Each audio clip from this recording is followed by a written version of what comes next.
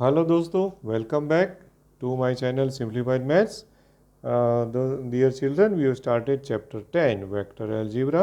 So today I am continuing with that chapter part 8, and before exercise 10.2 there's just a one topic left, that was a section formula, or also we called it a division formula. It was just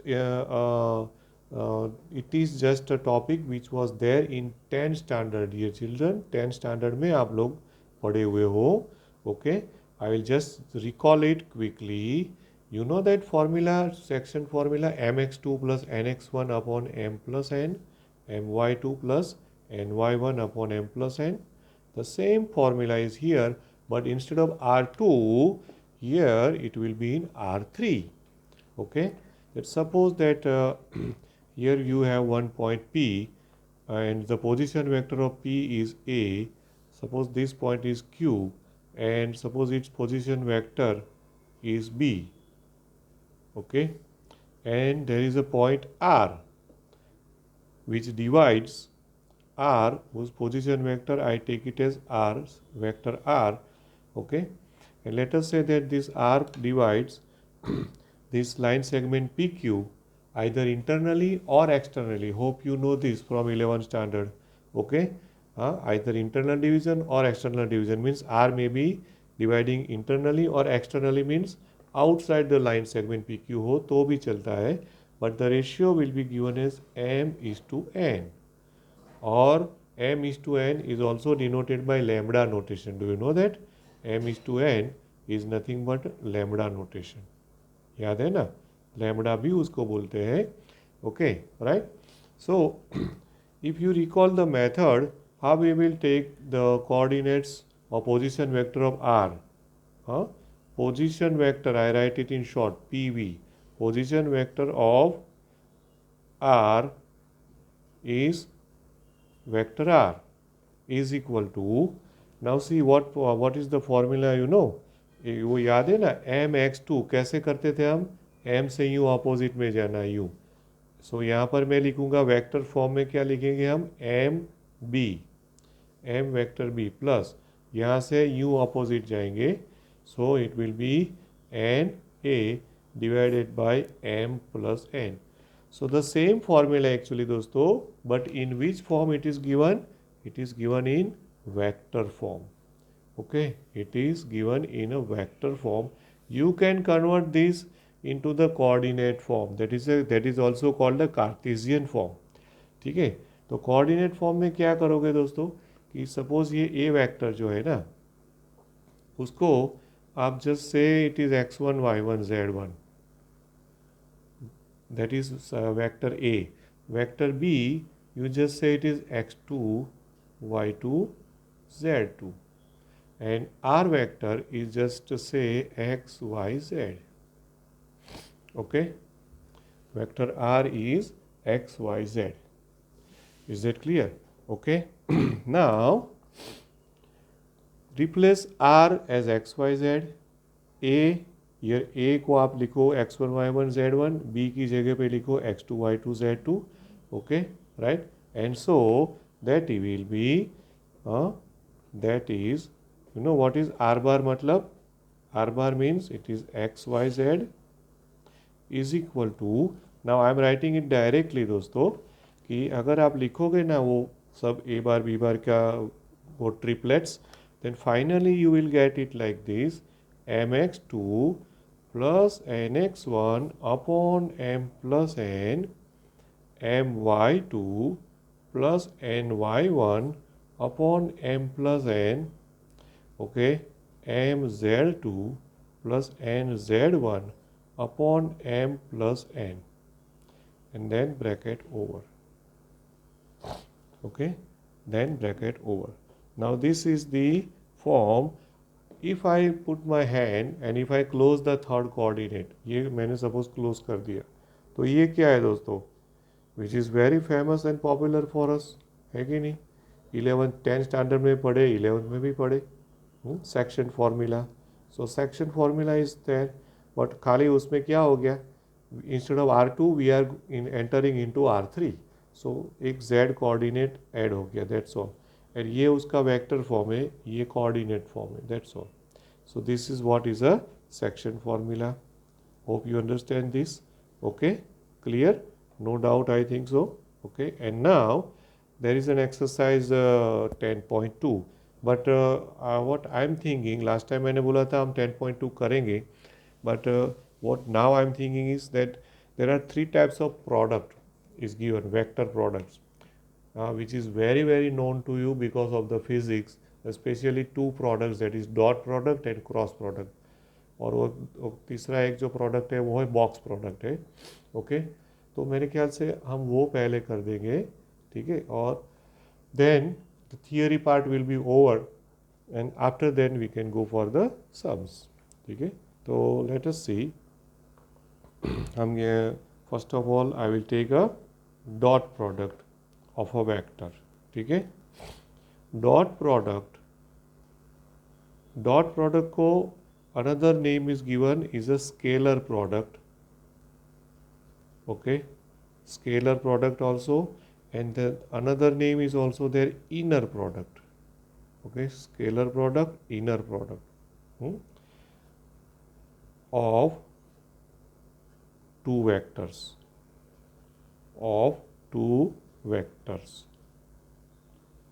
okay, right? So let us take a definition. In fact, definition means a formula.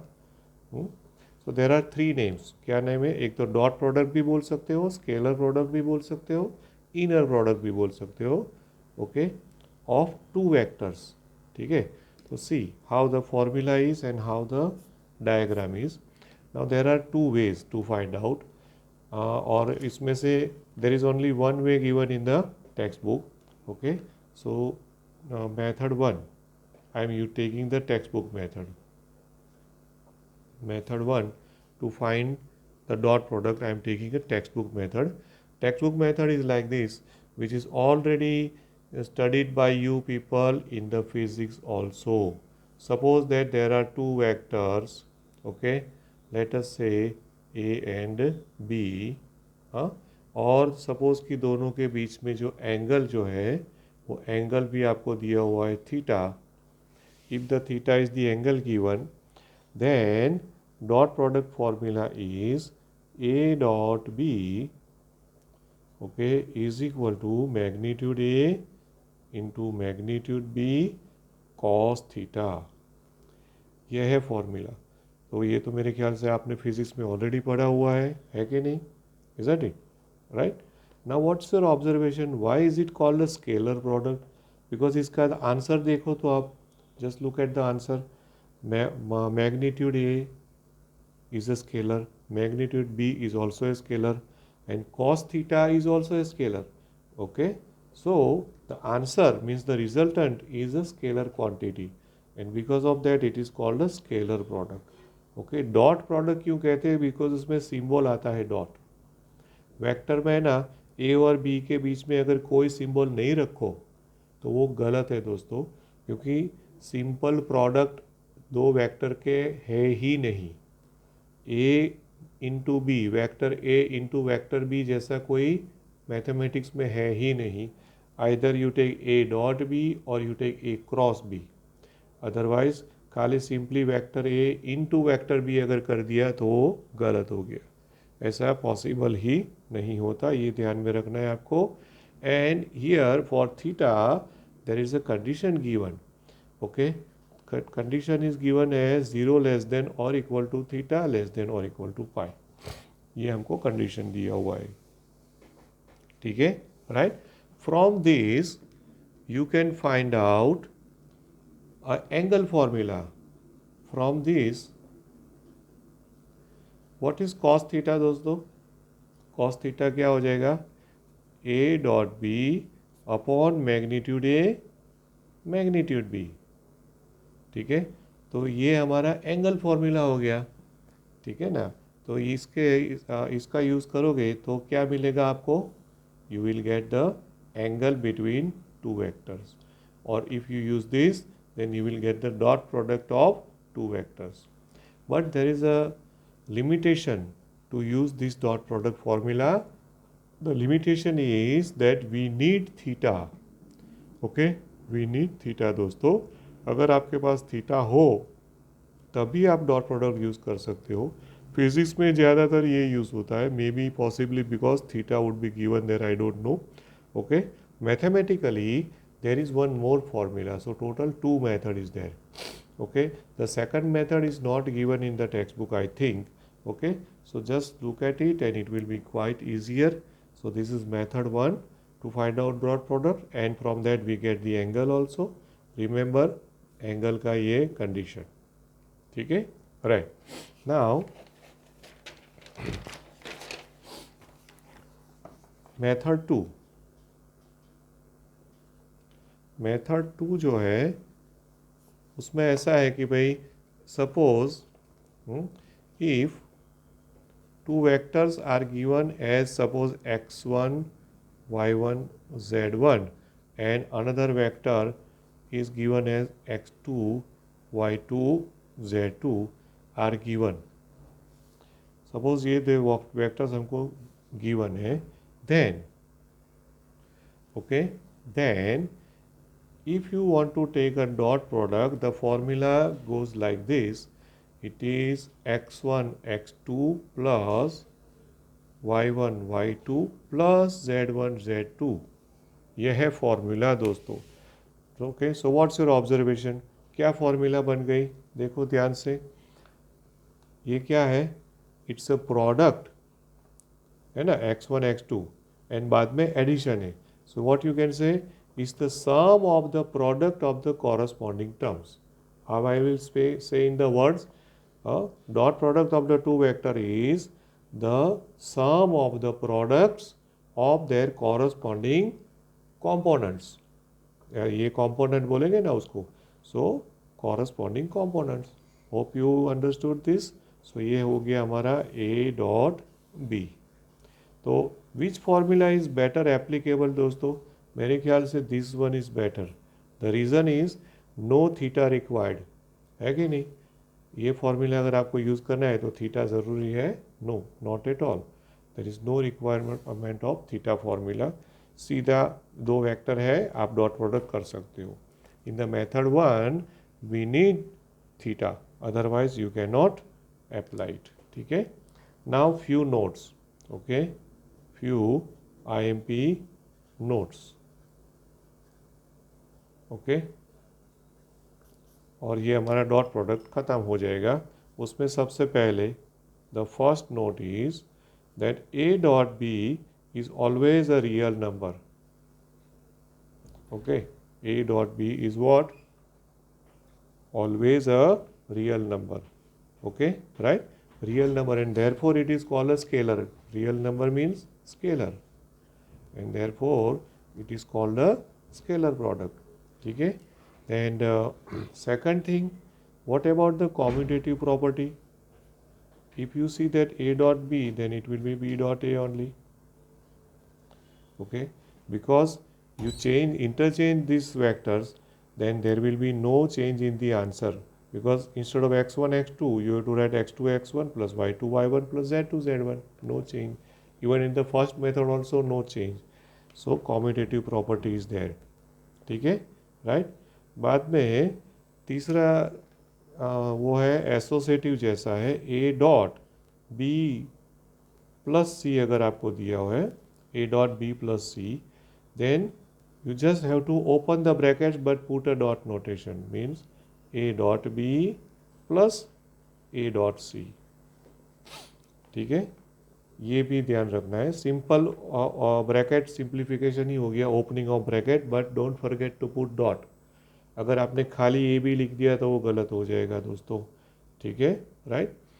उसके बाद the fourth one is IMP, and वो ये है कि अगर आप A dot A करोगे तो देखो A हमने लिया हुआ है x1 y1 z1, तो instead of A dot B suppose I put A dot A, तो यहाँ पर क्या होगा दोस्तों?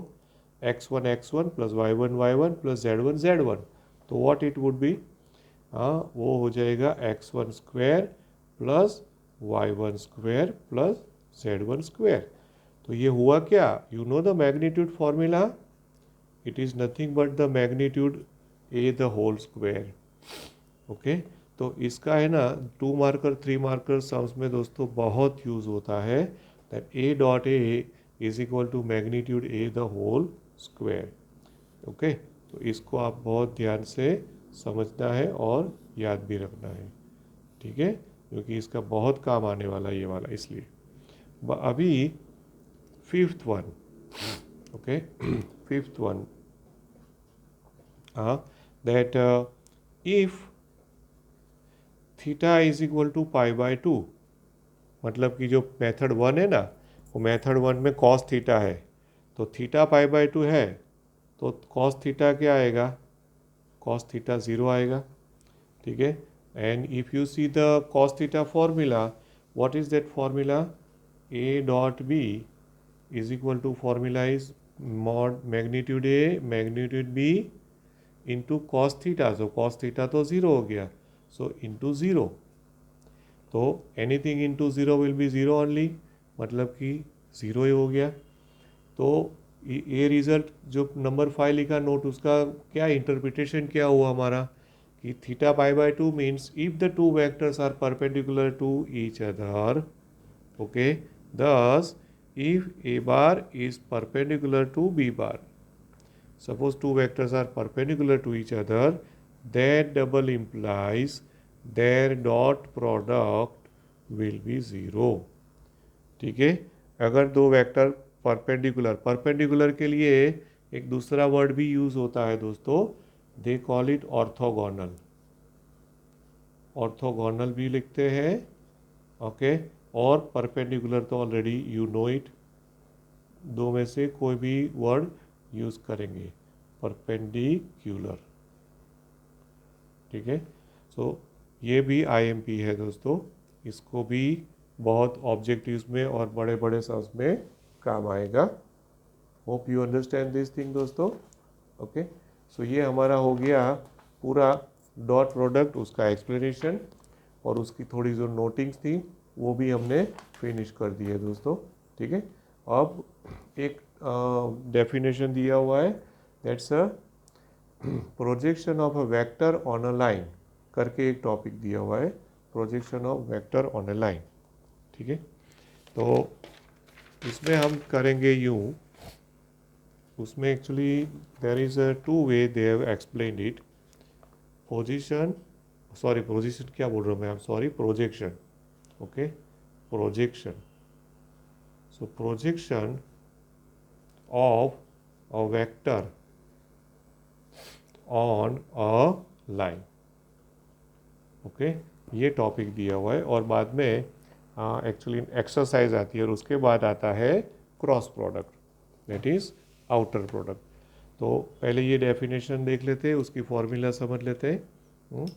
That suppose on a line बोला हुआ है, सपोज कि मैं एक लाइन ड्रॉ करूँ, मानो कि हमने एक ये लाइन ड्रॉ किया हुआ है ऐसे, और उसके ऊपर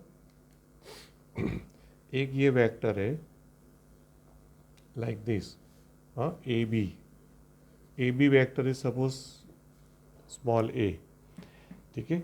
अब क्या करना है एक्चुअली दोस्तों, कि ये बी से ये जो लाइन है ना, उसके ऊपर आपको यूँ परपेंडिकुलर ड्रॉ करना है, लेट अस से इट इज सी, और ये ए सी वेक्टर जो है उसको अगर मैं पी बोलूँ, तो ये एक डायग्राम हो गया राइट एंगल ट्रायंगल वाला।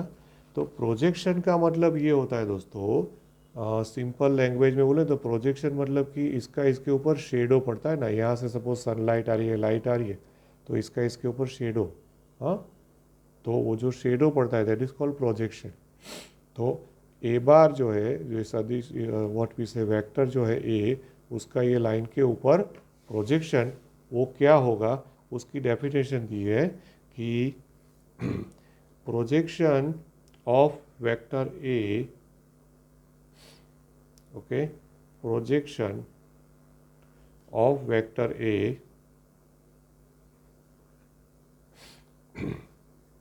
on a line L, जो भी नाम देना है दे सकते हो, is given by उसकी फॉर्मूला दी है इन लोगों ने, vector a dot p cap ये दिया हुआ है, okay, is equal to a dot p cap, where what is p cap, okay. P cap का मतलब क्या हो गया, cap is unit vector, no, so p cap मतलब कि vector p, okay, sorry, vector p divided by its magnitude. Cap का मतलब पता है ना, any vector divided by its magnitude, okay, क्या लगा, हाँ, got this. So any vector divided by its magnitude will be p cap. So ये actually definition दिया हुआ है projection of a vector on a line, ठीक है, right. How to get p vector, ये हमने ऊपर डायग्राम में शो किया हुआ है, राइट। अब उसके ऊपर से दोस्तों हम जाएंगे एक जनरलाइज फॉर्मूला में। अब लाइन को भूल जाओ, ये टॉपिक ख़त्म हो गया, अब लाइन को भूल जाओ। Now I will say what is the projection of a vector A on vector B, okay, vector b, vector a का वेक्टर बी के ऊपर प्रोजेक्शन क्या है, is equal to, okay, so formula is like this, instead of p अभी मैंने generalise बोल दिया है, मतलब लाइन वाइन कुछ नहीं, एक वेक्टर का दूसरे वेक्टर के ऊपर प्रोजेक्शन, तो it will be a dot b cap, और you can take it as a dot b cap मतलब बी अपॉन मैग्नीट्यूड बी, बराबर, और you can take it as a dot b upon magnitude b, because ये dot है ना, तो dot में तो पूरा ब्रैकेट निकाल के, because all is scalar quantity, तो a dot b upon magnitude of b, ये हो गया हमारा formula, okay. Formula to find projection of a vector a bar on vector b bar, ठीक है, ये बहुत इंपॉर्टेंट है, आपको इसको याद रखना होगा दोस्तों। एक्चुअली ये ऊपर की फॉर्मूला और नीचे की फॉर्मूला सेम ही है, यहाँ पे वेक्टर का लाइन के ऊपर प्रोजेक्शन बनाया हुआ है, यहाँ पर projection of vector on vector, तो पहले यहाँ पे लाइन के ऊपर हमने एक वेक्टर जनरेट किया और फिर वो उसको पी कैप लिया, और यहाँ पे ऑलरेडी एक दूसरा वेक्टर दिया हुआ है, मतलब क्या है कि एक वेक्टर ए बार है और दूसरा वेक्टर है बी, तो ए का बी के ऊपर प्रोजेक्शन ऐसे सीधा ही, ओके, सो ये उसकी फॉर्मूला है, ठीक है, राइट।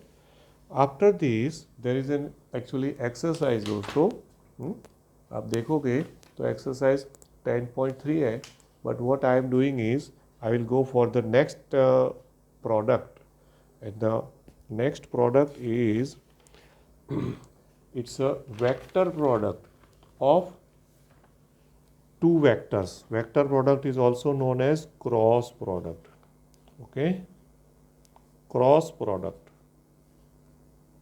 क्रॉस प्रोडक्ट को दूसरा क्या नाम देंगे, there are two names given, vector product और आउटर प्रोडक्ट, वेक्टर प्रोडक्ट भी बोलेंगे या तो आउटर प्रोडक्ट भी बोलेंगे, ठीक है, of two vectors, of two vectors, ठीक है, राइट। सो क्रॉस प्रोडक्ट और अ वेक्टर प्रोडक्ट और outer product of two vectors, ये हमारा आज का लास्ट टॉपिक है दोस्तों, ठीक है। Suppose that if two vectors are given, let me say again it is x1 y1 z1, okay, and b is suppose x2 y2 z2, then इसमें भी दो मेथड है दोस्तों, और टेक्स्ट बुक में दोनों मेथड दिया हुआ है, method 1, okay, method 1 is to find a cross b is this, a cross b is equal to magnitude a into magnitude b sin theta, okay, into n cap, ये है into n cap. Now very important topic has come दोस्तों, what is n cap there? Okay, where n cap is this, मैं पहले symbol में लिखता हूँ a cross b upon magnitude of a cross b plus और minus. Okay, now the important thing is there, ध्यान से देखना दोस्तों, फिजिक्स में आप लोग मेरे ख्याल से वो राइट हैंड स्क्रू लॉ पढ़े हो। ओके, ये मैंने दो वेक्टर ड्रॉ कर दिए, ठीक है। सपोज कि ये वेक्टर है ए, ये vector b. Now just see, suppose कि मेरा जो राइट हैंड स्क्रू लॉ क्या होता है, सपोज ये मेरा ब्लैक स्केच पेन है ना, मैंने उसको यहाँ पे रखा। अब समझो कि मैं उसको क्लॉकवाइज घुमा रहा हूँ, क्लॉकवाइज, ध्यान से देखना, क्लॉकवाइज घुमा रहा हूँ मतलब यूँ क्लॉकवाइज। ये स्क्रू ड्राइवर है, समझ लो ये स्क्रू ड्राइवर है, ये वॉल है और यहाँ पर एक स्क्रू लगा हुआ है जिसको मैं दीवार में फिट कर रहा हूँ, ठीक है, राइट। तो अगर मैं यूँ स्क्रू ड्राइवर घुमाऊँगा तो स्क्रू कहाँ जाएगा दोस्तों? दीवार के अंदर जाएगा, लेकिन कौन सी डायरेक्शन में जाएगा? ए और बी दोनों के परपेंडिकुलर डायरेक्शन में जाएगा, ध्यान से देखना। तो that is a cross product. Cross product gives what? The resultant vector will be in the direction which is perpendicular to both a and b. और सपोज अभी मैंने ये स्क्रू ड्राइवर को उल्टा घुमाया यूं, मतलब ऐसे एंटी क्लॉकवाइज घुमाऊंगा, तो एंटी क्लॉक में पहले कौन सा वेक्टर आएगा? B, b cross a, b cross a, ठीक है। तो अगर आप बी क्रॉस ए करोगे दोस्तों, तो वो जो स्क्रू है, वो जो दीवार में अंदर है, वो स्क्रू कैसे आएगा? बाहर निकलेगा। तो बाहर निकलेगा लेकिन कौन सी डायरेक्शन में आएगा? परपेंडिकुलर ओनली, ऐसे ही बाहर आने वाला है। तो ये वॉल है तो वॉल की परपेंडिकुलर आ गया, ठीक है। So what is a cross b means? Here a cross B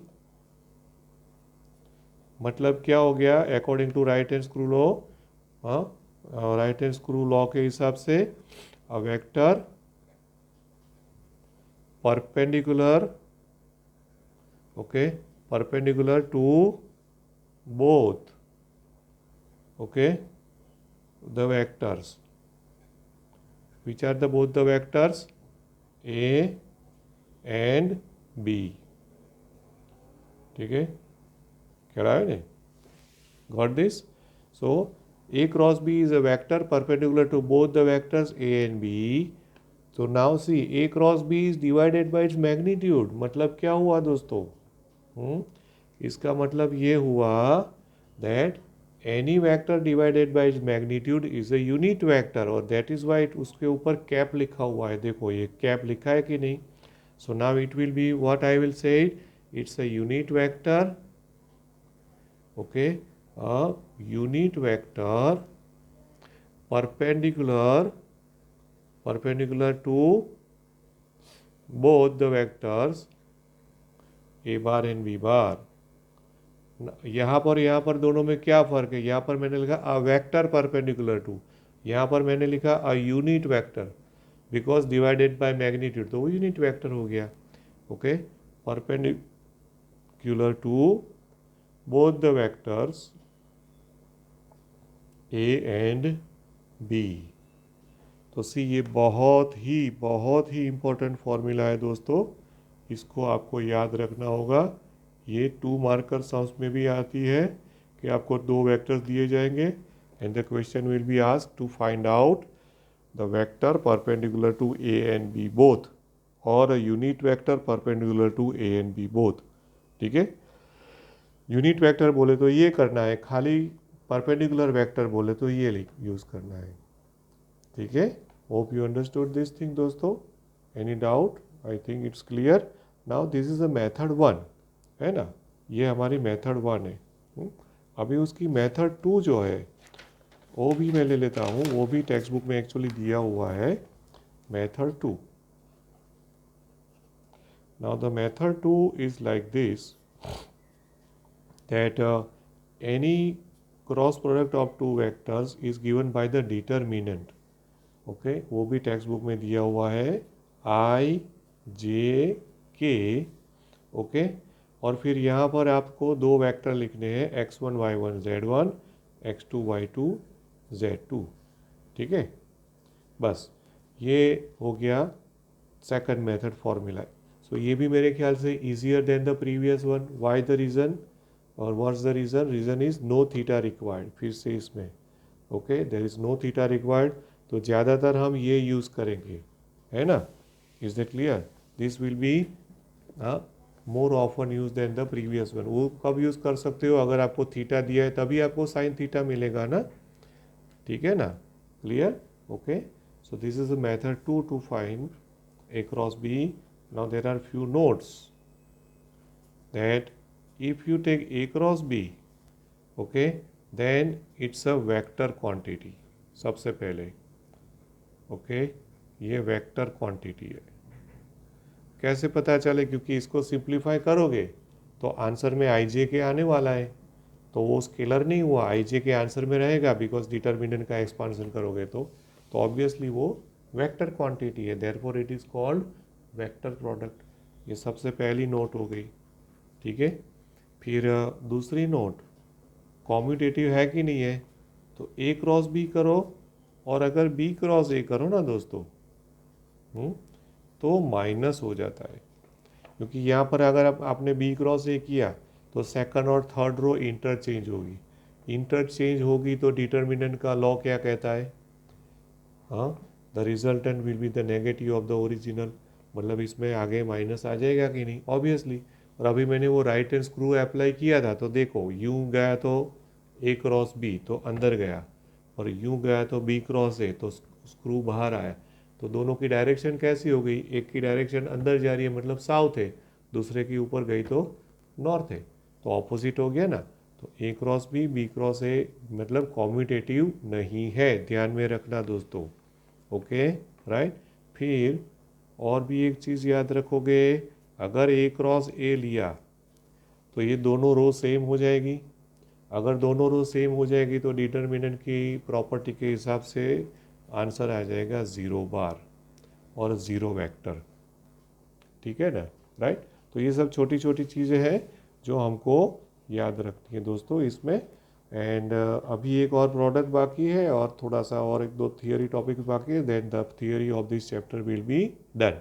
then I will do only few solves from this chapter and I will go for the next chapter, क्योंकि comparatively this is very easy chapter, so I am not wasting time on this. Hope you are getting the clear idea of this one. Thank you very much. Have a nice day.